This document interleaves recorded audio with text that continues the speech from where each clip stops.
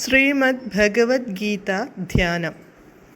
നാരായണം നമസ്കൃത്യ നരം ചൈവ നരോത്തമം ദേവീം സരസ്വതീം വ്യാസം തതോ ജയമുദീരയേത്.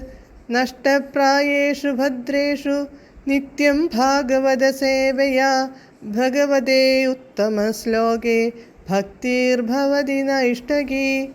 മൂകം കരോതി വാചാലം പങ്കും ലംഘയതേ ഗിരിം യത്കൃപാതമഹം വന്ദേ പരമാനന്ദമാധവം. ശ്രീഗുരും ദീനതാരിണം ശ്രീചൈതന്യമീശ്വരം. ഓം അജ്ഞാനതിമിരാന്ധസ്യ ജ്ഞാനാഞ്ജനശലാകയാ ചക്ഷുരുന്മീലിതം യേന തസ്മൈ ശ്രീഗുരവേ നമഃ. നമഃ ഓം വിഷ്ണുപാദായ കൃഷ്ണപ്രേഷ്ഠായ ഭൂതലേ ശ്രീമദേ ഭക്തിവേദാന്ത സ്വാമിന്നിധി നാമിനേ. നമസ്തേ സാരസ്വതേ ദേവേ ഗൗരവാണി പ്രചാരിണേ നിർവിശേഷ ശൂന്യവാദി പാശ്ചാത്യദേശതാരിണേ. ജയ ശ്രീകൃഷ്ണ ചൈതന്യ പ്രഭു നിത്യാനന്ദ ശ്രീ അദ്വൈത ഗദാധര ശ്രീവാസാദി ഗൗരഭക്തവൃന്ദ. ഹരേ കൃഷ്ണ കൃഷ്ണ കൃഷ്ണ ഹരേ ഹരേ, ഹരേ രാമ രാമ രാമ ഹരേ ഹരേ. ഹരേ കൃഷ്ണ കൃഷ്ണ കൃഷ്ണ ഹരേ ഹരേ, ഹരേ രാമ രാമ രാമ ഹരേ ഹരേ. ഹരേ കൃഷ്ണ കൃഷ്ണ ഹരേ ഹരേ, ഹരേ രാമ രാമ ഹരേ ഹരേ. ഭഗവത്ഗീത യഥാരൂപം. അധ്യായം 11. വിശ്വരൂപം. ശ്ലോകം 34, പേജ് നമ്പർ 598.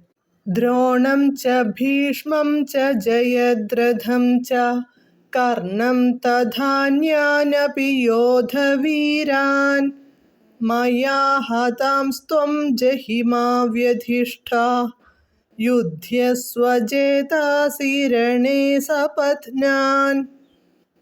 പദാനുപദം. മയ ഞാൻ നിമിത്തം, എന്നാൽ, ഹതാൻ കൊല്ലപ്പെട്ട, ദ്രോണം ച ദ്രോണനെയും, ഭീഷ്മം ച ഭീഷ്മനെയും, ജയദ്രഥം ച ജയദ്രഥനെയും, കർണം കർണനെയും, തഥാ അപ്രകാരം, അന്യാൻ അന്യന്മാരായ, യോധവീരാൻ അപി യുദ്ധവീരന്മാരെയും, ത്വം നീ, ജഹി ഹനിക്കുക, മാ വൃധിഷ്ഠ അസ്വസ്ഥനാകേണ്ട, യുധ്യസ്വ യുദ്ധം ചെയ്യുക, രണേ രണത്തിൽ യുദ്ധത്തിൽ, സപത്നാൻ ശത്രുക്കളെ, ജേതാസി നീ ജയിക്കും. വിവർത്തനം.